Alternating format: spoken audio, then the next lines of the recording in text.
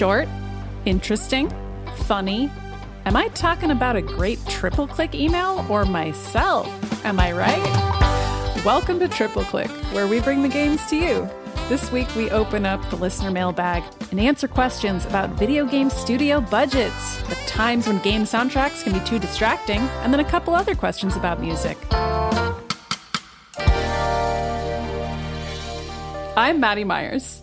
I'm Jason Schreier. And I'm Kirk Hamilton, and hello. Hello. One of these days we should all do that intro where we all just say each other's names. I just think it might be fun. Like for I'm April Maddy Myers. Or I'm like, and he's Jason Schreier. And she's Maddy Myers. That's what they do on Stop Podcasting Yourself at the beginning. That's like, on some podcasts when they say goodbye, like, how I just have a pre-recorded thing where I say goodbye, they'll say, for Maddy Myers and Jason Schreier, I'm Kirk Hamilton. Yeah. We could do that if we wanted to. It feels kind of classy doing it. It is classy. That feels like an old school TV broadcast. Yeah, right, like a kind of radio broadcaster thing. Yeah, like good night and good luck.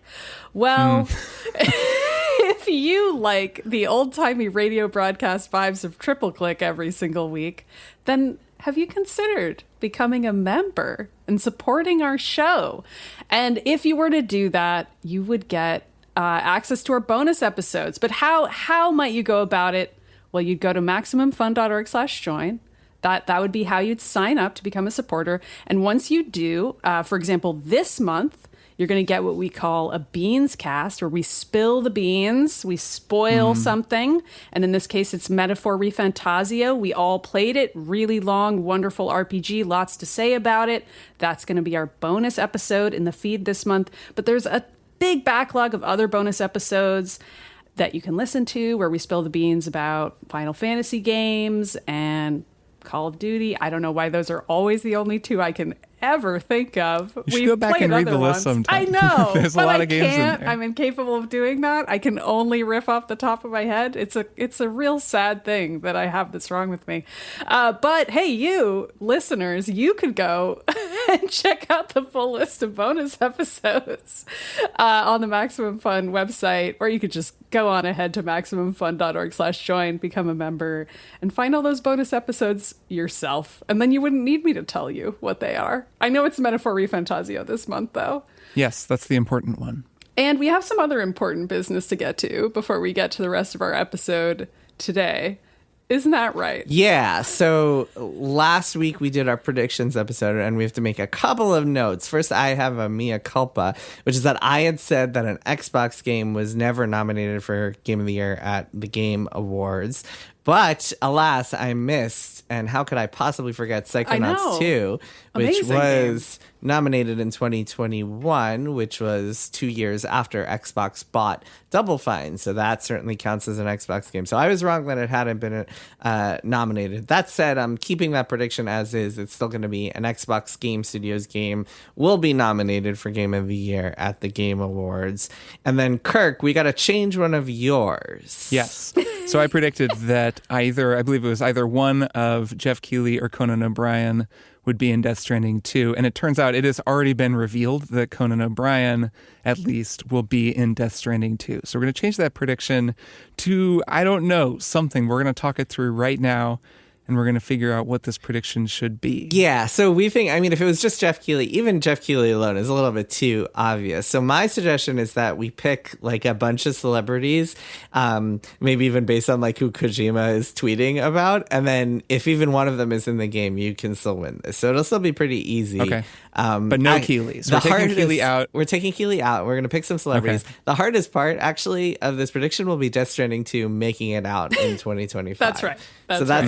That's the real prediction here. But anyway, my suggestion is, let's say we make like a list of 4 or 5 celebrities. And based on Kojima's taste, my guess is that Sydney Sweeney would be on that list. But Kirk, is up to you. Well, let's compile a list right now.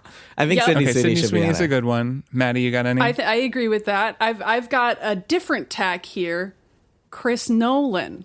What about that? That feels Chris like Nolan another cameo. Kojima cameo because he loves a director. Oh man, that's good. And it'd be hilarious if Nolan was in there. And I also wrote down Daniel Craig Kojima also loves a older hot actor as That's well. good. That's good. Sort of the Mads Mikkelsen pick. Yes, exactly. So those two felt like they could happen and would make sense. Same with Sydney Sweeney. Yeah. Like all three of them kind of feel like they're on the verge of happening.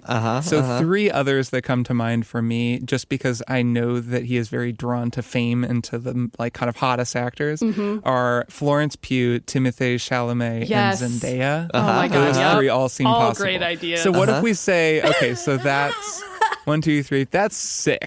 Okay. But Nolan and Craig are pretty out there. I don't know. I kind of like that as 6. What if we say one of those 6 is in the any game? one Okay, of that's them. fine. That Any works. one of them. Just write them down. We'll jot them Yeah, down. write 'em Since, down. as you said, Jason, the real prediction is Death Stranding 2 comes out in 2020. Yeah, I think so too. But that's a fun one. Also, it'll Okay. be fun as like everybody's playing through the game to be like, oh, Right. Sydney Sweeney's there. Oh, Christopher Nolan Yeah. made a cameo. Yeah, that's a fun one to be keeping Okay. track of those 6. Okay, Great. cool. All right, so that's the new prediction for your Death Stranding 2 one. And it looks like if rumors come true, by the time this episode goes live, you might have already won your prediction about the Switch 2 Switch having name? Switch in the Yeah, name. we'll know one way or the other. I'll have Sure won or will. lost it if those will. rumors are correct. I think it's pretty safely established that it's going to be called Switch 2, but I guess we'll see on Thursday or We will. whenever it is announced. Anyway, let's get to today's episode. This week we are opening up the listener mailbag and reading some questions from all you fine folks out there. A lot of good ones this week. So before we get started, just a reminder that you can always reach us at tripleclick@maximumfun.org. You can send in your questions and comments and so on and so forth. Please send in short questions. The shorter your question, the happier I will be as the person who has to read through all of these every time we do one of these. On with the questions. Maddy, why don't you read the first one? Sure. So this is from Gordon, who writes, "Mine is not so much a question, but rather a plea to help me understand the economics of video games. Ever since Jason wrote that tweet about the cost of games, you guys have dropped some information and tidbits in the show, latest of which was that DLCs are very expensive to make. Why I found this surprising is because most DLCs are just small extensions of games with not many new mechanics added, and I thought they would be relatively cheap to make compared to the base game. What I would love to understand is how costs are distributed. Is most of the cost spent on engine and mechanics? If so, wouldn't then adding derivative content should be relatively cheap?" Sort of weird wording there, but I'm with you, Gordon. Is it linear with the world size? The larger the map, the more expensive the game, in which case keeping games smaller would make it cheaper, which I would personally prefer anyways, right? Why are derivative games built on the same engines? Thinking Assassin's Creed year-over-year iteration, Spider-Man 2 versus 1, the same price as games that reinvent themselves. Thinking The Last of Us Part 2 versus The Last of Us Part 1 here. All great questions. Jason, answer for your crimes, aka tweet. Yeah, it's funny. This was sent a couple of months ago, but I actually just published a column about why games are so expensive. And I think that, so one of the questions Gordon asked here is most of the cost spent on engine and mechanics? So let's try to break that down. I'll just kind of give a brief overview, and then I'm curious to hear your two thoughts as well. But no, the answer, or sort of, I guess. Well, the answer to what a budget is and why a game costs so much is that it's almost entirely the people. You have some overhead costs in there, like rent and kind of other like computers and office equipment and stuff. But when you talk about spending money on an engine or spending money on a mechanic, you're really talking about spending money on the people who are making those, which means that you're paying for X number of months of someone's salary to work on that. And that is what people talk about. That's when people talk about budget, that's what they're talking about, is paying people's salaries.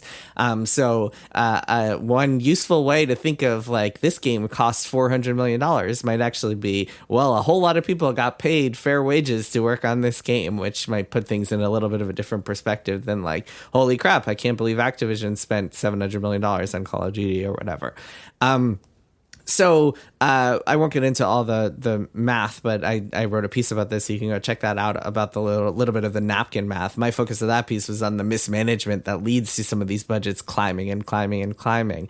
But oftentimes it's just top level decisions that lead to these games being really expensive. So there might be kind of a baseline of like, okay, let's say we know this game should take 3 years, and maybe we'll give ourselves an extra 6 months of time on that to allow for iteration and cutting stuff and making mistakes and so on. So 3 years and 6 months. That means that my budget is paying X amount of people Y salary for 3 years and 6 months. But then there might be mistakes along the way. Let's say there's a global pandemic and it forces everyone to just kind of totally like overhaul their lives as a result. That might add another year to the schedule, which means it could add another $50 million, depending on how many people I have employed. If I have 300 people employed, I'm paying all those salaries for an extra year as part of that project's budget.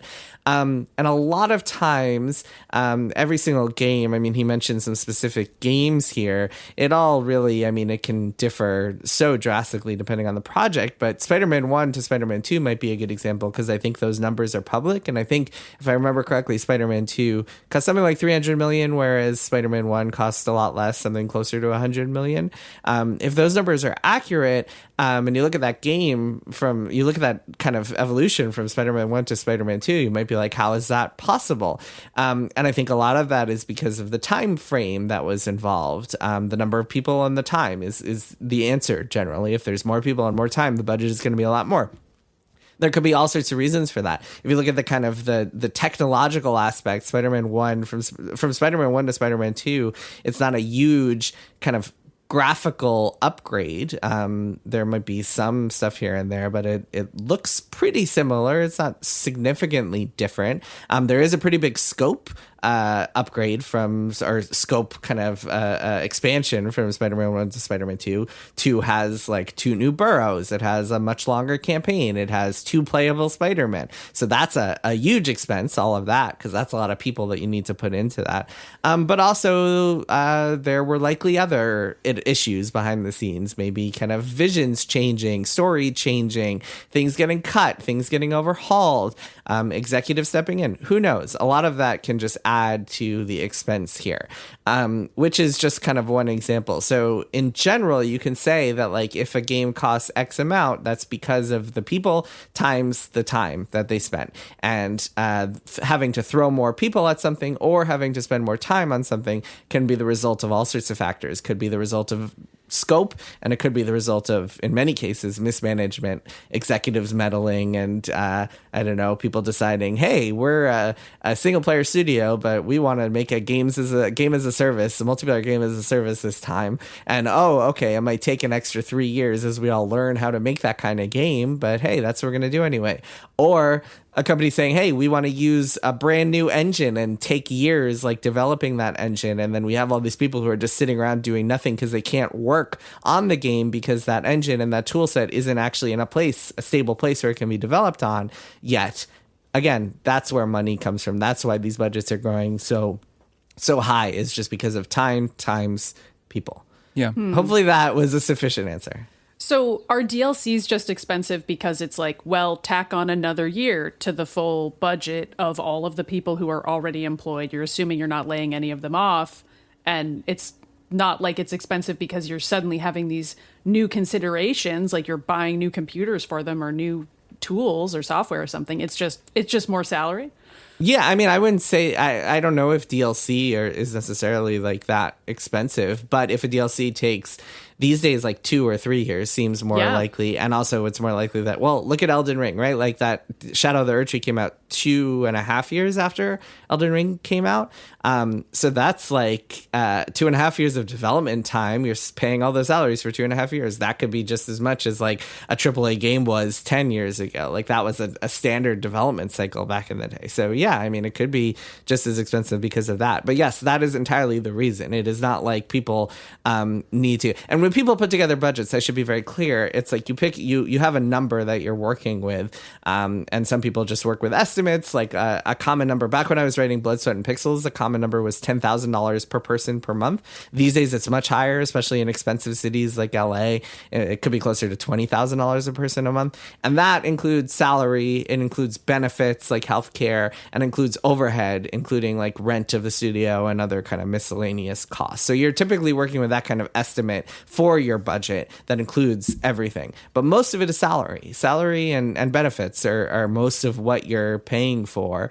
And you also have to consider that like people take time off. People go on sabbaticals or leaves or mental health days or whatever else. And all of that is just part of the budget. And it's how some of these costs can get so high. Wasn't the consideration with DLC not just that it costs money to make, but also that you don't sell as much of it because not as many people buy it? Yeah, that's something we had talked about. I remember Elden Ring, that one, I think it sold 5 million copies or something, which is like an astounding attach rate. I remember I looked into this recently because I was, the Golden Idol people told me that they had like some crazy high attach rate where like 50% of people who bought the main game, like bought the first DLC or something like that.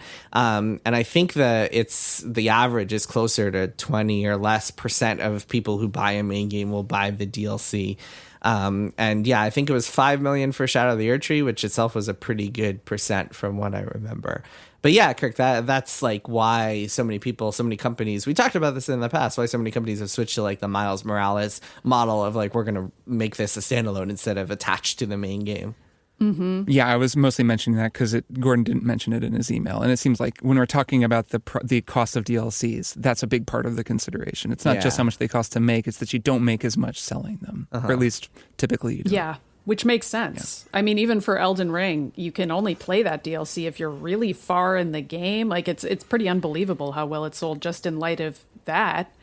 Yeah, that's why Jason's prediction that it would be standalone was a good prediction. It was a good prediction. Come true. Yeah, it's so funny. I feel like that's the only game that can get away from that, because if you're playing Elden Ring and you're into Elden Ring, then chances are you're really into Elden Ring. Like, it's hard. It's not a game that a lot of people will just play 5 hours of and then like go play something else. Same for Golden Idol, I feel like. If you played it, you're really into it and you're like, I want another puzzle, please. I'm willing to buy another puzzle for a couple bucks. Those two examples make perfect sense. It's a really specific type of gameplay, and if you want it, you want the exact same thing but more.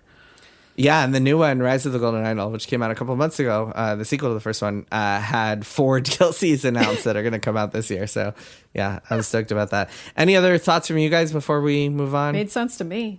Yeah, I think that insight that it's people that you're paying for, that money equals people, and that's just how you should think about a game budget is just a helpful one to keep in mind. It's just a good framework, I think. Yeah, and when you hear someone talk about like, oh, that looks expensive, those graphics look expensive, like that incredible like set piece in Uncharted 4 where you're driving the truck and all sorts of shenanigans happen, that looks expensive. You're really just talking about the amount of time that it takes to work on that, times the number of people that it takes to work on it. So it could be that like we need to take 6 months out of the timeline just to work on this thing, or it could be we need to hire an entire outsourcing company just to like help us fill in all the art for this thing, or it could be that we scrapped this 5 times and so it turned out to be really expensive along the way.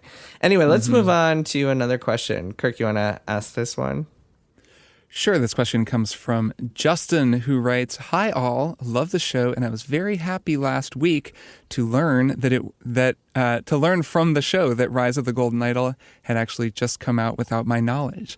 I marathoned through it over the weekend and loved it, feeling that it was an improvement over the original in most ways, with one key exception: the music.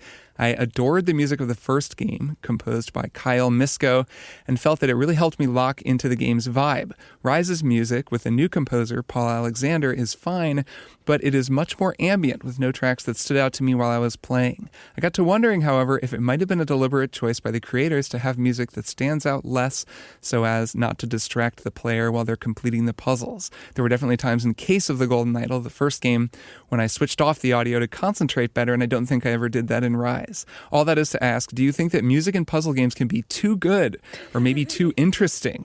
What is the right balance to strike in games that require a lot of mental focus from the player?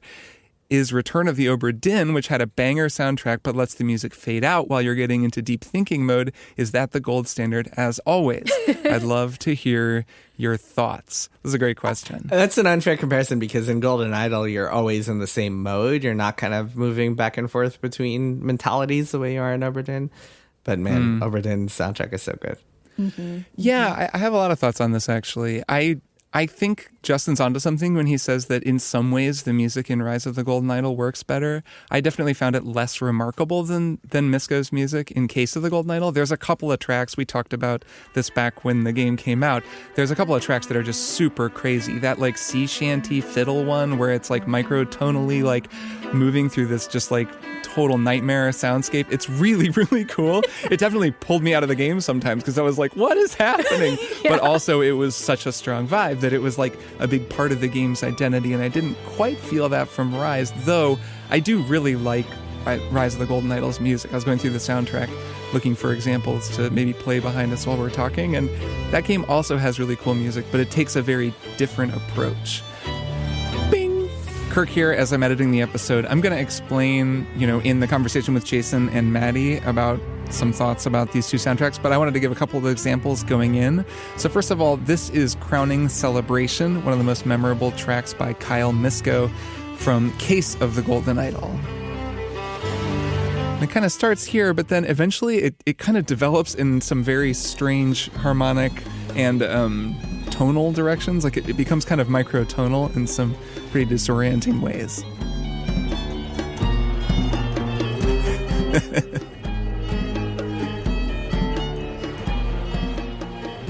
So, it's a pretty marked contrast with the music that Paul Alexander did a couple years later for Rise of the Golden Idol. Here's a track called New Wells of Conformity. It's from one of the early levels in the game.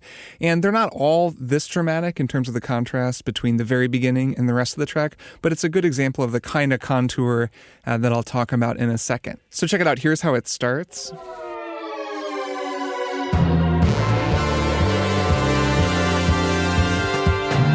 It's pretty full on, and it's an action-packed scene that it's accompanying. But then very quickly, it fades into the background into something more appropriate for just kind of looking at clues and trying to figure out what's going on. Okay, anyways, those are my two examples. Back to the conversation. I guess the way I'd summarize it, I want to know what the two of you think too, but the way that I would summarize the approach is that Case of the Golden Idol, my memory of it anyways, is that the tracks grow in complexity, or at least in strangeness as you go, and you'll be playing for a while and then they kind of get stranger or more elaborate in some ways, where Rise of the Golden Idol, each track tends to start with a bang. There's like a big melodic idea, and it's kind of like a lot of instruments and maybe a groove as you first take in the scene, and then it kind of fades away, which makes sense to me as a way to structure that kind of music, because at the beginning of any level in Rise of the Golden Idol, you're always like looking at a TV station that's on fire, a TV studio or whatever, something crazy is happening, and it like sets the scene, but then you need to start thinking, so the music kind of becomes less complex, and that does strike me as a good approach. Mm-hmm. I wonder if they actually got complaints from people being like, I'm getting stressed out the more complex this music gets, because I do remember us talking about that with Case, and how it just elevates and elevates and elevates, and you're like, I don't know what is going on right now. Yes, and I guess like I want to disaggregate the idea of that possible feedback from the first game from the fact that there's a new composer. I was just listening to, I don't remember, some podcast where they were complaining about someone not being hired back for like a sequel, and it made me just realize, like, we have no idea why Kyle Misko didn't come back, right? Like, maybe he wasn't available. Yeah. I believe he's Ukrainian. I mean, there could be all kinds of, like, personal reasons he wasn't available to do a game.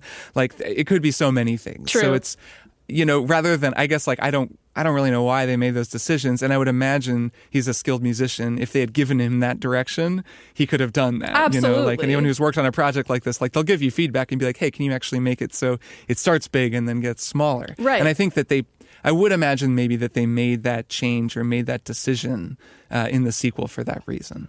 Yeah, and regardless of the composer, I think you're right that it makes more sense for the structure of the puzzles in the game to have it start stressful and frenzied, because that's when you're taking in all the information and you're feeling a little overwhelmed, or at least I am, because I'm like, oh my God, there's so many clues to collect. I have so many things I can look at in this massive scene. And then as the more you collect, the more in control you feel, rather than spiraling out of control. You're becoming more attuned to what happened, and then you solve it, and then that's the end of the level and you progress to the next one. So having a song that accompanies that sensation, I think, works really well, although I'd never thought about it at all until this very moment, which I would also say is part of what I like about a good puzzle game accompaniment, is something that I don't think about and feel too distracted by. Yeah, this is something I've talked with Matthew Burns about, a friend of mine who works on Zachtronics games and has written a lot of really great music for these games, which are typically like, if not puzzle games, at least like builder games where you're kind of in a creative problem-solving mode. And he tends to compose with stems where the music layers in complexity. Like, it's always kind of a middle tempo electronic kind of a thing. And then the more you get going and the more elaborate your creation, the music kind of mirrors that. So it's kind of doing what you're talking about, Maddy. And he definitely has like a distinct approach to that he uses. And I mean, that's something I found even like writing music for Triple Quest, where you have to write music that kind of keeps out of the way, and you have to work with stems in a way, like stems being the isolated part that allows you to sort of stack up more and more parts and have it grow more complex and then less complex depending on what's going on, in the actual thing that you're scoring. In a video game, it's a little more complicated because it's dynamic, right? Like the player is actually controlling that to some extent. Like if you're just stuck on a puzzle in Golden Idol, you might be sitting there staring at the same screen for like 20 minutes or something, and like nothing has happened in your mind or in the game, and the music just has to kind of vamp with you there. Kirk, this is actually a good segue to our next question, which is from Jacob, and he says, I've loved listening to the use of music in Triple Quest, and I was wondering if you could talk a bit about how you make it. You say you wrote and performed it. Did you perform all the instruments or use some sort of software to write and output some of them? Yeah, this is something I could like make a whole video about and might at some point, just to go into the sessions and show how I made it.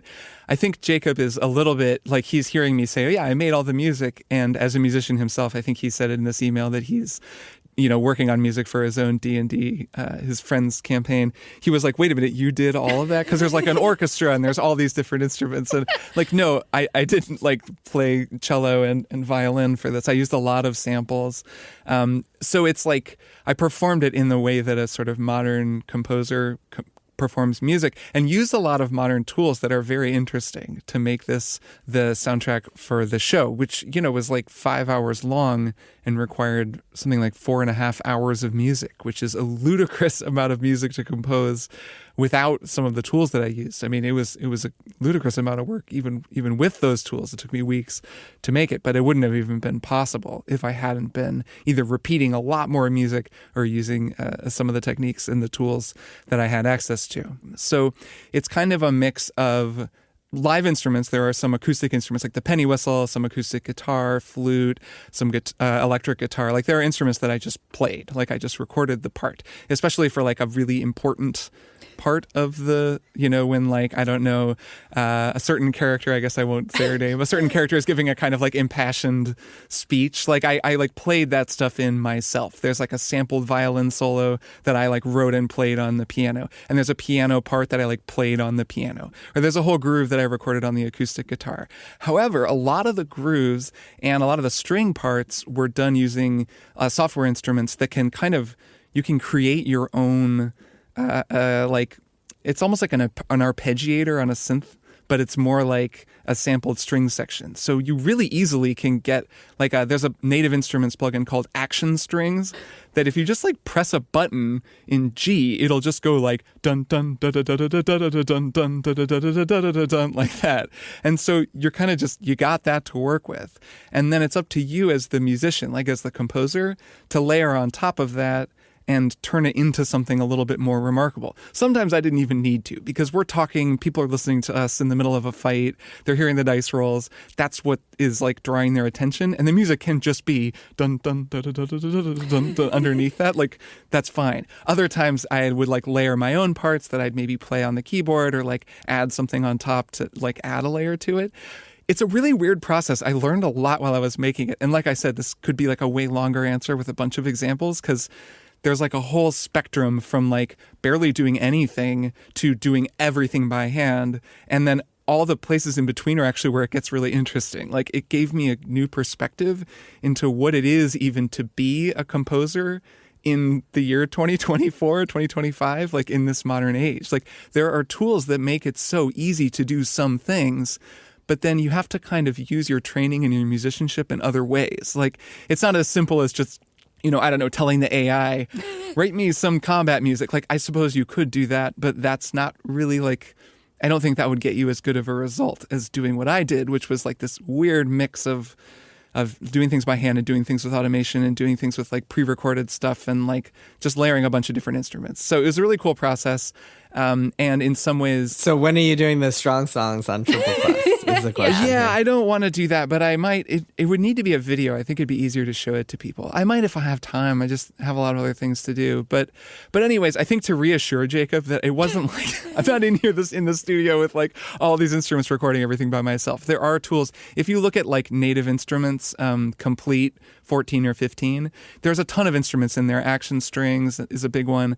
And like a lot of these sort of pre-sampled things that really can let you do a lot of really cool sound beds that add a lot of really nice texture. So that's the kind of medium length answer to that question. I hope that's helpful, Jacob. A lot of music talk. Let's take another question. Maddy, read this next one, please. I can't believe this one is in here. Okay, so Max wrote, hey guys, if Triple Click had to make a YouTube apology video, what instruments would Kirk and Maddy play to sing the apology? Because we're the ones apologizing.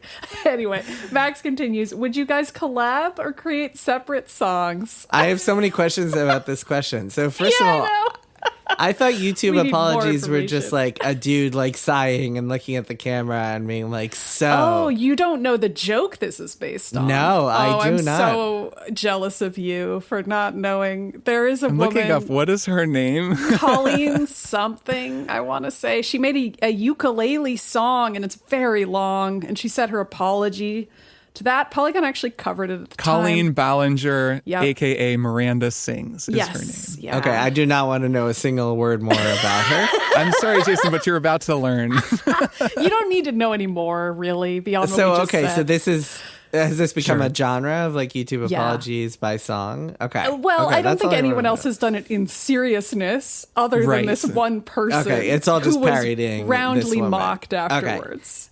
Maddy, I think that Max asked what instruments would Kirk and Maddy play because you two are the main musicians, and I'm just kind of like an amateur guitar. But Jason can also play the guitar and has his guitar in the frame every time we record. We all do. We all have our instruments in frame. So that's the answer to what instrument. Well, maybe he doesn't need to ask what I'm going to play because he already knows that that's all I can play. That's true. I have a synthesizer collection behind me, and I do actually also play the baritone ukulele, which is a slightly larger ukulele, and it sounds a little bit more like a guitar. So I'd probably do that if I was really trying to mimic the form. I'd go ukulele. I mean, if you're gonna make a joke, you gotta really go full bore into the parody, I think. I like the baritone ukulele. Jason on the acoustic guitar, Maddy on baritone ukulele. I could either play bass or the just ukulele, maybe, because I could play any of those. Then we'd have the full panoply. Oh no, you need to play the saxophone, man. Oh, I think maybe. I think that for a YouTube apology, though, I don't want to bring out the big guns. But imagine the saxophone just punctuating every line of the would it be apologize. wailing and sadness? Just can you imagine? Just set the scene, right? I am so sorry about the slur.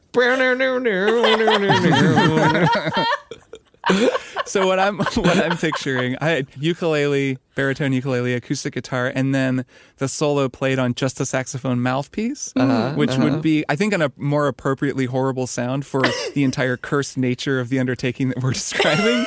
I don't think it really deserves like a lush saxophone. I think it just needs a saxophone mouthpiece, because the whole, anything that led to this moment, it would just all be so awful that we might as well make it the most awful version possible. God. Okay.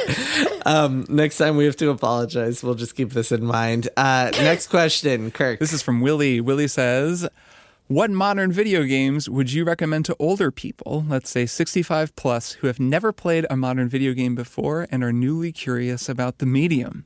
Assume that they don't own any consoles but would feel comfortable playing something on a phone, iPad, or laptop, so long as it's not too fast-paced or otherwise inaccessible to the gaming illiterate. My mom played 80 Days on the phone and really enjoyed that. I think anything that's like a visual novel type of game might be a good fit. Yeah, I will say I don't know that the age thing is as much of a factor here as just someone who's never played games before, because learning how to use a controller is really the hard part of what they're asking, which is why I guess it matters that they're saying phone, iPad, or laptop. Something the person already knows how to use is my big tip here. Having recently given my parents a Switch, they're learning how to use it. It's just, there's an uphill climb there.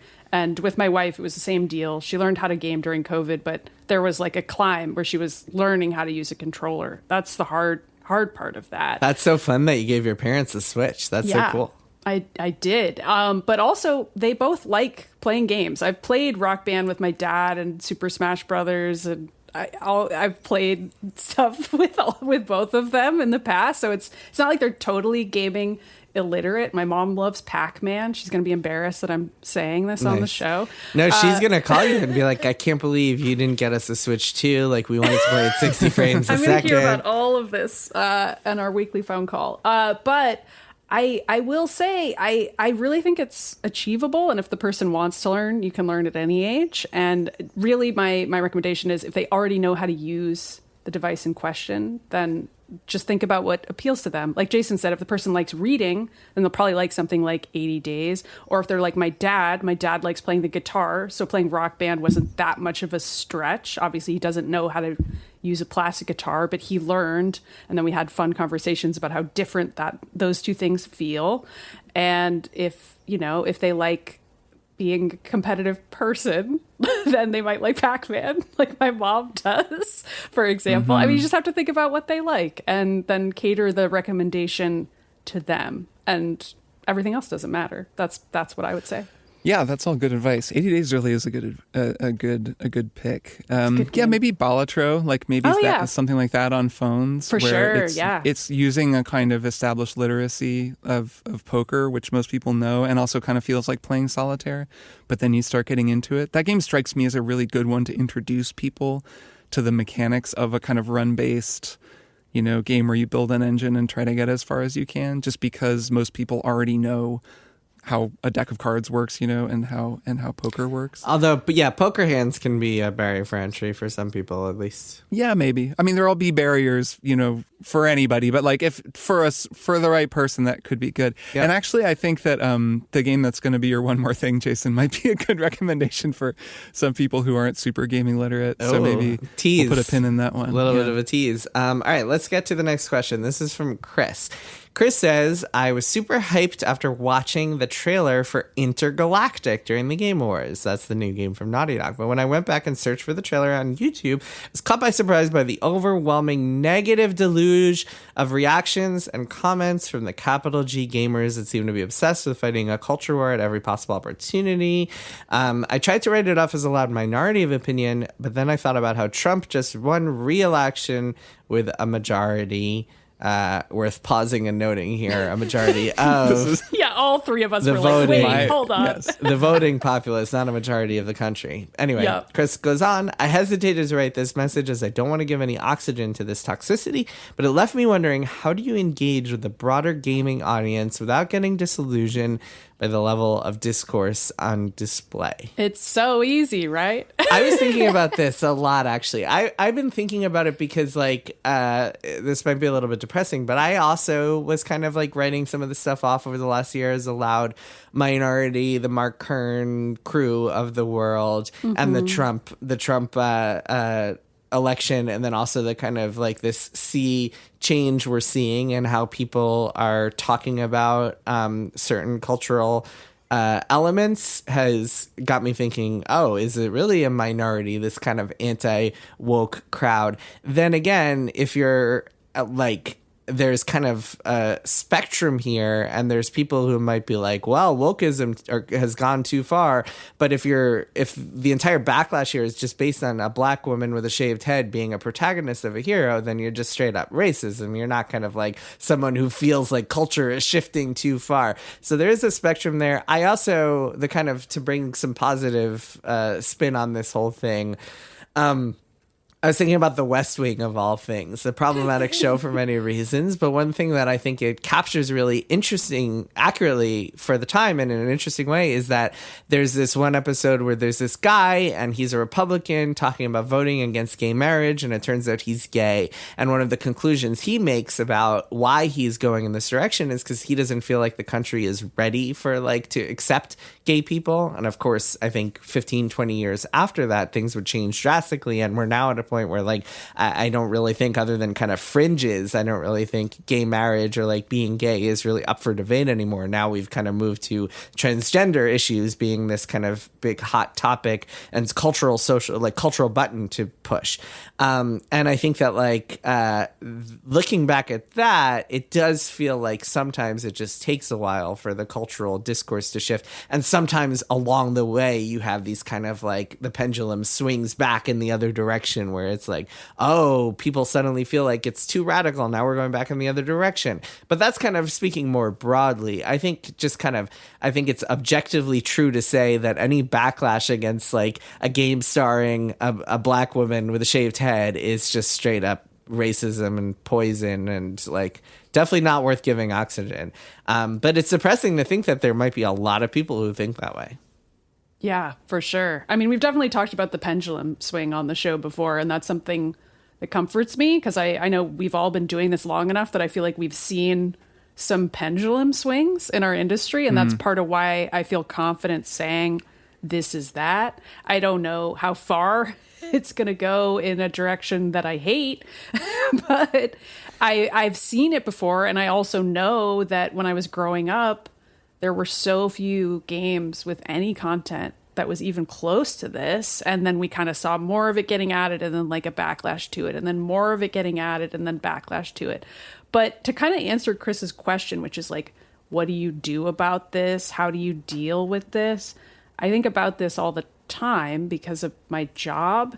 And I also have the luxury of knowing that many, many, many of our readers aren't this way. And I know that because of what they read on our site and what they're interested in and the games they're interested in. And a lot of times I can just look at the guides they're reading for some of these games, that the anti-woke crowd would be no one likes this game, and I'll be are you sure? Because I know that thousands and thousands of people are playing it right now and enjoying it and engaging with it and getting this far and this far and this far, and I'm seeing that through our back end.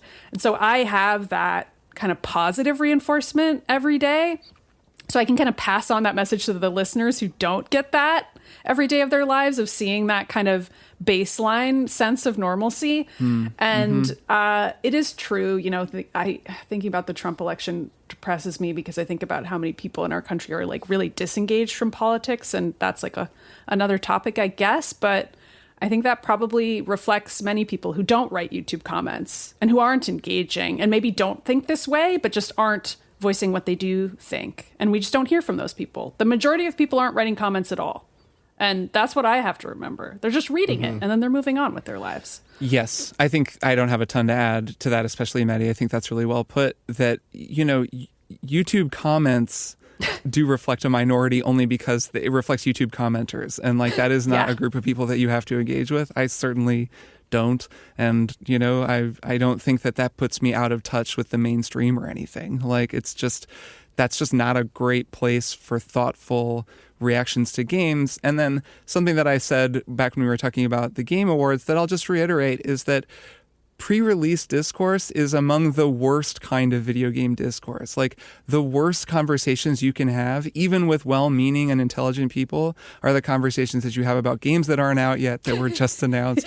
So, you're already setting the bar really low, or you're setting expectations very low when you're looking for reactions to a trailer to a game that was just announced. All you're going to get is like nonsense, surface level, like kind of meaningless reactions. So to then go somewhere that is kind of predisposed to like pretty thoughtless stuff, or a certain type of, audience member who's predisposed to leave a certain type, come from a certain place and leave a kind of unpleasant comment, like, of course you're going to get like even more of that. Like, you're already kind of down pretty low when you're reacting to a trailer for a game. So just, it's not all indicative of all of video game culture. It's not all a reflection of like every single game and the way that people feel about everything. It's like very, very narrow casted by the time you're in the YouTube comments for a just announced Naughty Dog game. So I would say maybe don't let that get to you too much. And then just underline everything that Maddy just said about like how most people just are kind of out there enjoying cool things and then living their lives. Yeah. Just reading articles and clicking the X button and moving on. That's what most people are doing. There's some people getting mad because The Witcher 4 stars a woman, and The Witcher 4 is going to sell a bazillion copies. Exactly. So, And it's going to be great. amazing. Like, it's going to be a great game. And the Hopefully it's majority great. of people are going to probably enjoy it, and we will never hear from them about that, They're just going to like it. Let's squeeze in one last question if you want to read this last one, Maddy. Sure. This is from Brian, who writes, "Hello, Triple Click crew. Is there a concern/consideration among games journalists that games just as good as Balatro exist out there undiscovered? Is Balatro really as intrinsically exceptional, 1 in a million, as it seems to be? Or the exceptional part is that it got lucky and caught the zeitgeist? I mean no disrespect to Balatro or Local Thunk. I don't want to take anything away from what he's built. My question is more about whether or not you think there are other similarly impressive games lurking out there in the depths of itch.io. Well, Brian, there are. That's the plight we face every day. Yeah. And it haunts me in the middle of the night. Are there? I think so. Okay. Well, I mean, I feel like the game we're about to talk about in your One More Thing was on itch.io, and I'd never heard of it. Yeah, I guess. Okay, so I guess it depends what you mean by good, right? I think it's a lot harder for certain types of games to go viral. Like, it's especially like single player narrative games that aren't as easy to share. I don't think that like I think if Balatro had a really good marketing strategy. It was published by a publisher, PlayStack, and it had like an early, not early access, but like it had betas and stuff, and it got a lot of word of mouth before it even came out. But I think if a game like Balatro had come out and just kind of came out of nowhere, I feel like someone would have discovered it and shared it, and it would have taken off in some way or another, just because it is a game that is like designed to go viral. And I don't mean that in a bad way. I mean, like, it's so shareable and just kind of like just draws the eye in so many ways. I don't know. I feel like something like that, if that came out of, if that was just kind of buried on itch.io, I feel like someone might have discovered it. I don't know. I could be wrong. I think that's true, but I also think that something that's designed to go viral and is also a good game isn't the same as a game that's good and just doesn't have that shareable quality. Oh yeah, 100%. No, that's what I'm saying is that like I'm sure there are a bazillion single player narrative games, the type of games that don't get picked up by streamers and stuff, buried out or there. Or just aren't that fun to share a screenshot of and aren't easily encapsulated in that way, or don't have a big ticking number at the top of the screen that makes it clear what's going on the way that Balatro does, as confusing as it is at first. It just has a lot of benefits. Yeah, so that's what I mean by when I'm just saying that like it depends on what you mean by good, because I think good can mean a lot of different things when you're talking about games. And the other thing is that like a game like Balatro can be a lot more universally appealing than a lot of single player story games that might be like I don't know, Case of the Golden Idol is one of my favorite games in recent memory, but that doesn't mean it's going to appeal to everybody. Outer Wilds is very appealing to a certain type of gamer, but certainly not everybody, whereas Balatro I think has a lot more universal appeal. It's very, everybody loves watching numbers go up. Anyway, I guess my kind of hesitancy to just say, yes, there are, is just in what you kind of consider good Right. when you're talking about this. Like, because good can mean so many different things to so many different people. Yeah, I would only add that I think that as time goes on, it's going to become increasingly true that there are actually games that have every single box checked, that are just incredible, that just kind of don't catch on because there are just so many of them. It still feels like we get games that are pretty unusual, and Balatro, I think, is one of them, where it really, you play it, you're like, this is like nothing I've ever played before. Like, I have to tell people about it. And I don't know, I feel this way with music now, where there is so much music, whatever it is, 1,000 hours uploaded to Spotify every 30 seconds or whatever. And like, there's so much music. There's so much great music. There are so many great bands just all over the world. And there's like just this feeling that out there that there are dozens of bands probably that would be totally your shit, that you would love, that you'd want to listen to forever. But you'll never find out about them because you don't have time to go and find it all, and you don't even have time to read the blogs of the people who take the time to find it all, and those blogs have all been put out of business anyways. So it's all just a Spotify algorithm, and the algorithm kind of sucks, and it's not actually going to show those bands to you. So like, you just can't find it, and that's because music has had so much longer to mature, and it's become so easy to make. And it does kind of feel possible that games will get easier and easier to make, and this will become even more true, that platforms like itch will just have like so many great games that you just kind of can't keep up. It feels more true each year. It does. It does. Yeah. All right. On that note, let's take a break, and then we'll talk about a game that is little known, and we will bring to virality right now on the show.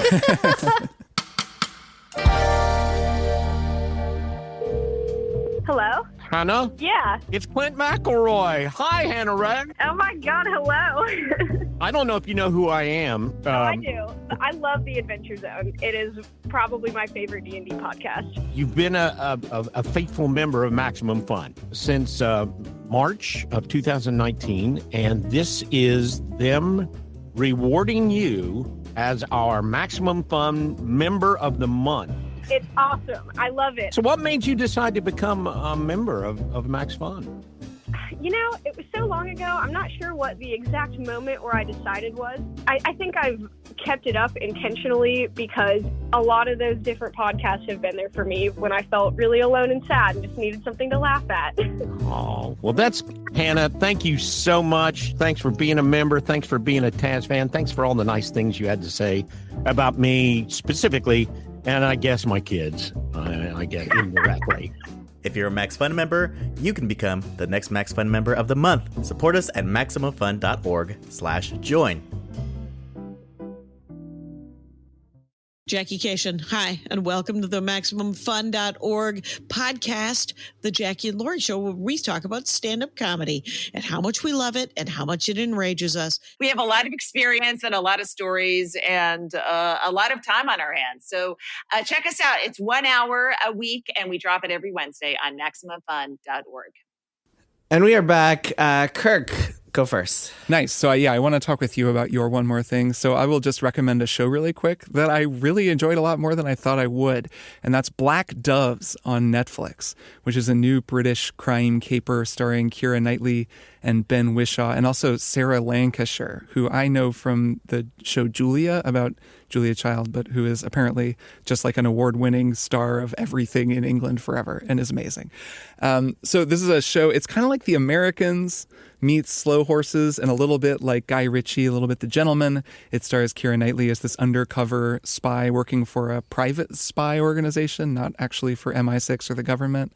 And she's married to a Tory politician and is sort of, in really deep into a life with him. And then stuff just starts to happen. And it starts out like it's going to be this kind of hard-boiled spy show, but then really quickly becomes a very charming and kind of off the wall and funny show that's very pulpy and ridiculous. It's very violent. It's very heartfelt. It has a lot of really amazing emotional sequences in it. Ben Whishaw, who I knew as playing Q in the recent Bond movies, but who's been in a bunch of other stuff. He is incredibly great. There are these like long shots of just his face as he's reacting to things.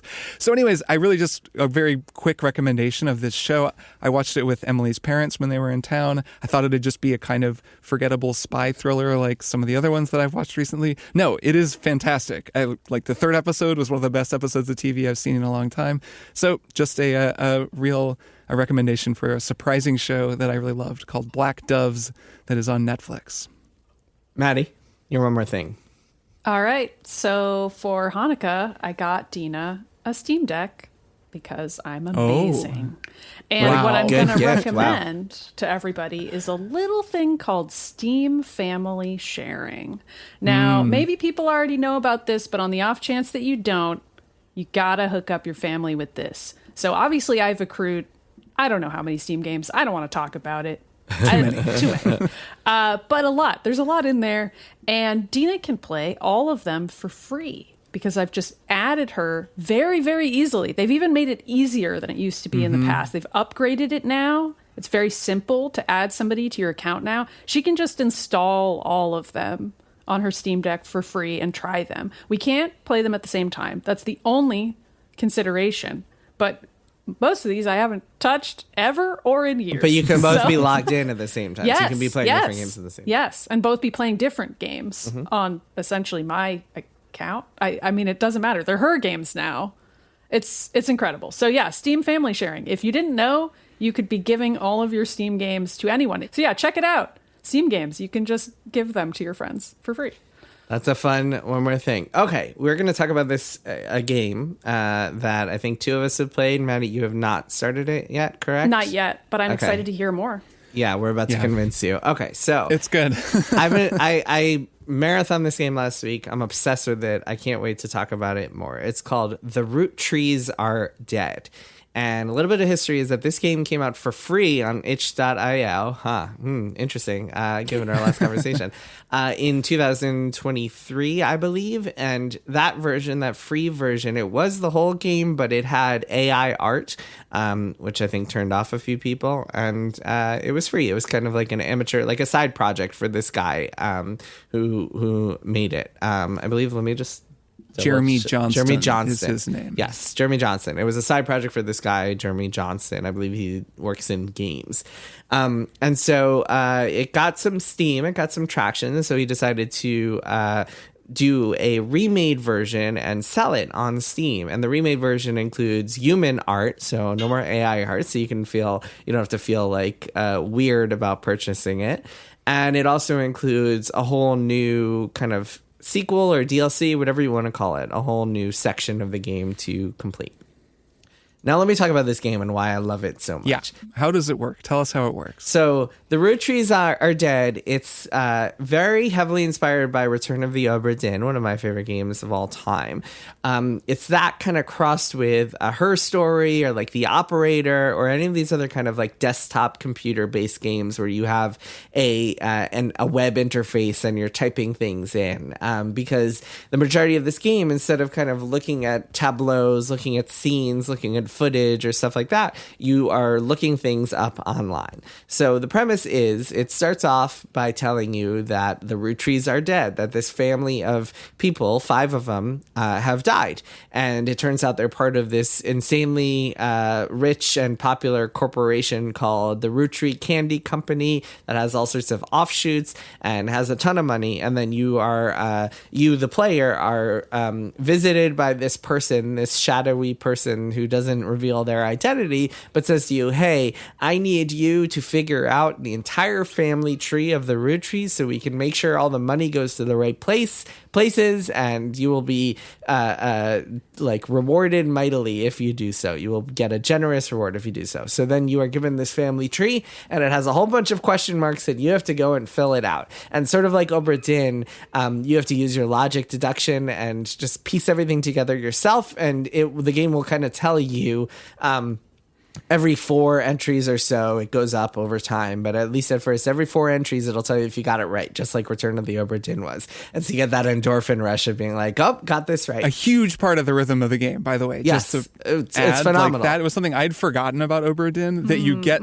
you'll click a thing and then it's just like, bam, and you're like, yes, I did it. And it tells you all the correct answers. Yeah, yes. you get so excited. You get so happy when that happens. It's great. And so what you have to do, it's set in the 1990s, by the way, so the internet is very primitive. And so you have to use the primitive internet to find out information about these people. And not everybody is online. So you can Google, at first you can be like, okay, Carl Roottrees, this is the main guy who died. He was the president of the company.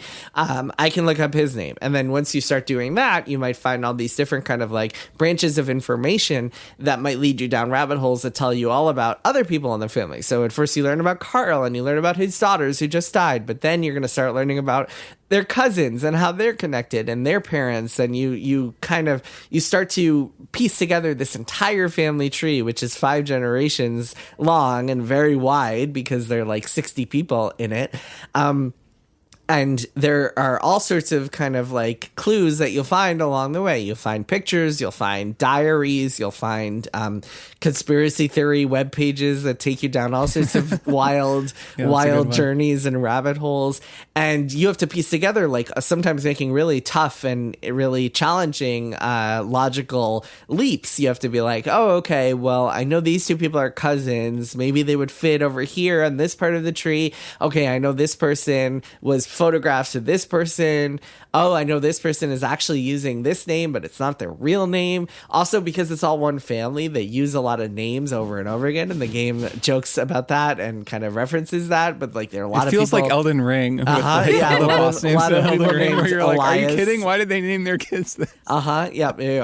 But yeah, it is. And it's just such a brilliant ride. And along the way, you're learning all this really interesting information about these characters and their lives and their kind of their relationships. Some of them don't like each other. Some of them have backstabbed one another for the family money or like or fighting over the heritage. Some of them have cheated on one another. There's all sorts of great just kind of gossip. It feels like you're just kind of prying into this very rich family's lives, almost like Succession in a way, a little less dark than Succession, but like it feels like that.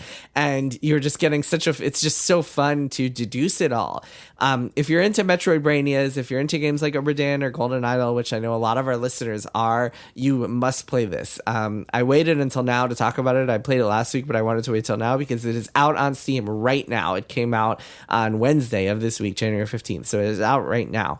I finished this and then gobbled up the second part, which has not been available. So even if you played the free version, you have not played the second part. It is even more challenging than the first part and reveals information about all these characters in ways that you would not expect and would not know before. And it is brilliant and devious and super fun, just as fun as the first part. So altogether, you buy this game and you get just a ton of like narrative and mystery and deductions to do. I wish I could just erase it all from my memory and play it again. It's so good. Kirk, what are your thoughts on The Roottrees Are Dead? I really liked it as well. I think it makes there are a couple of really smart decisions that Johnston made in making the game that I want to shout out. One is, so you do a lot of web browsing in this game, in this kind of, what's it called, spider search or something? It's like an old, search. Alta Vista era, late 90s search engine. And instead of showing you websites each time you search for something and find something, you instead just get a text summary of whatever you just read, which I didn't even notice at first.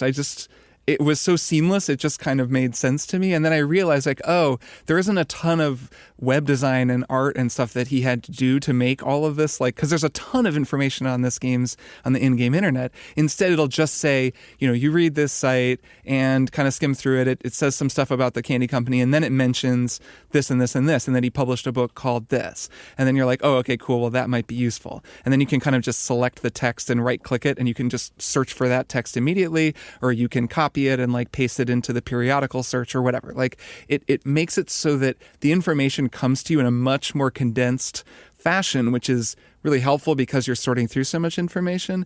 It also probably saved a ton of work on the development side because you didn't have to design all these websites and, risk making the game kind of not so believable as the websites start to look kind of fake or samey.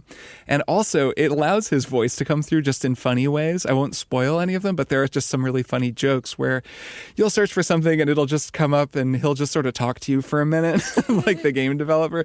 He'll be like, well, this website doesn't have anything useful, but here's something that a game developer named Jeremy Johnson thought. And like, and and then it'll just like have a few of his thoughts. Like a musical he really liked or something. Yeah, like that one. Will That's just the come one. up. Yeah, that's the one I'm thinking of, which is. And the game is very generous. It'll always be like, this is not related to the Roottrees, but it's just like, it's just and that fun. is something very helpful. There are songs, for example, there will be an album that's a clue, because there are also clues that you look at, which are art, and they have the clues are in the images. This is also somewhat like Oberdin or Golden Idol, where, you'll see that someone is wearing a certain type of uniform, and that lets you deduce something about their job.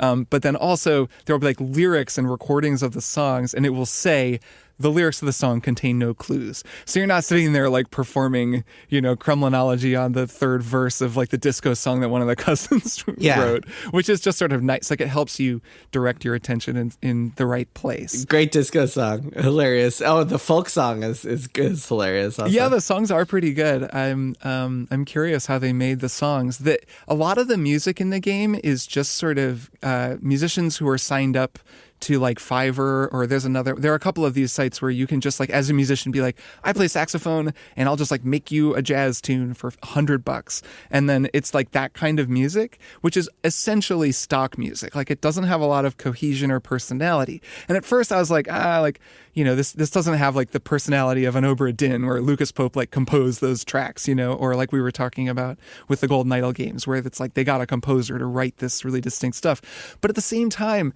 it's fine, because this game really clearly is one guy, like he like focused on what he needed to focus on to make the game. Let me interrupt you there real quick. He actually brought on some help for this remake. He brought on a producer, programmer, and maybe a couple, and an artist also, worth noting. Right. So a small team. Point being that like it's not like a really elaborate production, and he kept his scope narrow as possible in a lot of different respects, and that made it a lot easier to make the game. And that like I just totally respect that approach, to be like, here are the things we're doing really well, is like the story, the puzzles, the design of the game, the writing, the whole overall experience. We're not actually going to spend too much money like hiring a composer and like getting a whole ton of original music, because we can just get guys who can like knock us out something pretty easily, and it'll suffice. And it does suffice. Like it's like having smoky tenor saxophone solo going while you're sitting there in your apartment on the internet doing sleuth work, like totally works. So really in the end, like they're not really aesthetic gripes. It's just sort of an interesting, you can kind of see the game's priorities on display. And I think he prioritized the right things, because I think it's really great. I finished just the first part. I haven't done the second part, but I really want to. Like you really get so enmeshed in these people's lives. I don't think, like, there aren't any characters that are really standout characters. It's not that kind of writing. It's a little bit more believable. Like, there are definitely some people you get to know better because they maybe published a tell-all book, so you spend more time reading, their words and getting their perspective. But at the same time, like, it's not really about that. It's not like larger than life characters. It's just about the kind of the broad reach of this family, and over time the like feeling of like, oh, okay, I'm kind of zeroing in around this second generation child and like their kids and those cousins, and there's kind of these different groups. Like it almost feels like a map. I guess it is a map because it's a corkboard that you're laying out, and so you kind of see it like over on the left side there's like this one family, the redheads, Jason maybe that's a spoiler or whatever. There's like the redheaded people, or like the one lady who's in the movies and like her kids, and like you start to figure out who everybody is and sort of what their deal is, various conflicts that were kind of almost localized to their part of the map, because sometimes they're fighting with one another, but people way on the left side are barely aware of people way on the right side. And in the end, you have this kind of a whole this tapestry. You've done a lot of cartography. Like you have a whole map of this whole thing put together. Genealogy. That's what you're doing, really. It really is a genealogy. Yeah. Kirk, I will say in the second part, a few characters do become larger than life. So you'll see that goes. A couple of things that I just want to note real quick is, one is that it never feels unfair or like too hard, in part because pretty much everything in there, other than like a couple of tricky things here and there, but pretty much everything you can find out like the information you need. So the names of people and what they look like, etc., through multiple ways. So like there are multiple avenues in which you can get to people. Yeah, that's true. I got the there's a kind of final challenge where it tells you this at the beginning. Actually, you're going to have to guess. I think you have to guess 2 names by typing them in, and it's not going to tell you. And I got that and felt very proud of myself, despite then in the recap seeing that I had missed some major clues, like a book I think that had a bunch of information, because I got it other ways and also used deduction. Like I just kind of figured out what was going on. Did you get the final picture too? Yes, I did. Nice, good work. So go ahead. And then the other thing I was gonna say is that like each of these, both of the 2 big stories lead into this kind of like great narrative twist and like kind of finale, which actually Obra Dinn was lacking a little bit. I think it had a good ending, but it didn't really have the kind of strong kind of narrative powerhouse moment at the end. Whereas both of these kind of parts of Roottrees Are Dead, I think, have really strong conclusions with kind of like twists that might not be super shocking because you'll probably have figured out what the deal is by the time you got to that point, but still are very satisfying to unveil. The one exception to the kind of like not too difficult thing is actually at the end of the second part, the DLC or whatever you want to call it, Roottrees Mania, it's called in the game. You have to fill in some blanks yourself, and it's actually a little bit too tough. And also, you don't really get a good way of like a good feedback mechanism for telling you if you're right or wrong at the end of that. But it's not a huge deal, and you'll see towards the end that it's still very enjoyable to like see it all kind of unfold. I wound up missing some clues in the second part that I didn't know about. The first part I caught all the clues, but in the second part I didn't. But anyway, I mean, both, it's just like an incredible game. It's already like a Game of the Year contender for me, like for my top games of the year, and I still can't stop thinking about it. So if you've been convinced, it's called The Roottrees Are Dead. It's out now, I believe, just on Steam, which is where I played it. You need a mouse and keyboard, I think. You definitely need a keyboard. It would be very difficult to play on like Steam Deck or a controller. I don't believe there is controller support. Yeah, so you need a mouse and keyboard, so you'll have to play it on Steam, but you don't need a graphics card to play it, so don't worry about that. No, it's not super demanding. And I wanted to mention, related to the difficulty, there's also a very good hint system. It layers questions at you. Like, it isn't just like, here's where you should look. It starts with like a top layer of like, well, what about what this person said? And then you can just go look in that book and you'll be like, oh, duh, obviously they mentioned this magazine. I should just go look that up. So it's really good at kind of giving you those little nudges. It doesn't actually work during the really hard part in Roottrees Mania, the DLC. Oh, yeah, sure. I just meant in general for people who in general, might be, it's like, really good. Turned off of difficulty of puzzles. There's a great hint system. It's very useful because it'll be like, it won't be like, you should know this. It'll be like, have you tried searching this thing and this thing? Yeah, that's what I'm saying. It's very like old school Infocom guide style, or like LucasArts guide style.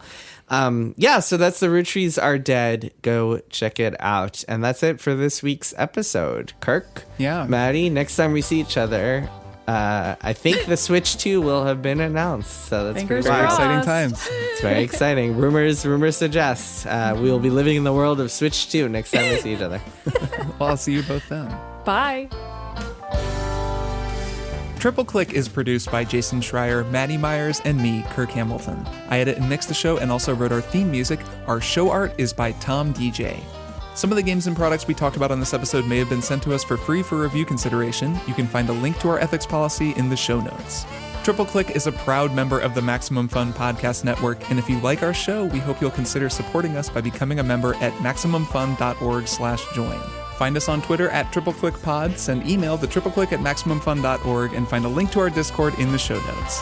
From Maddy Myers and Jason Schreier, I'm Kirk Hamilton, signing off.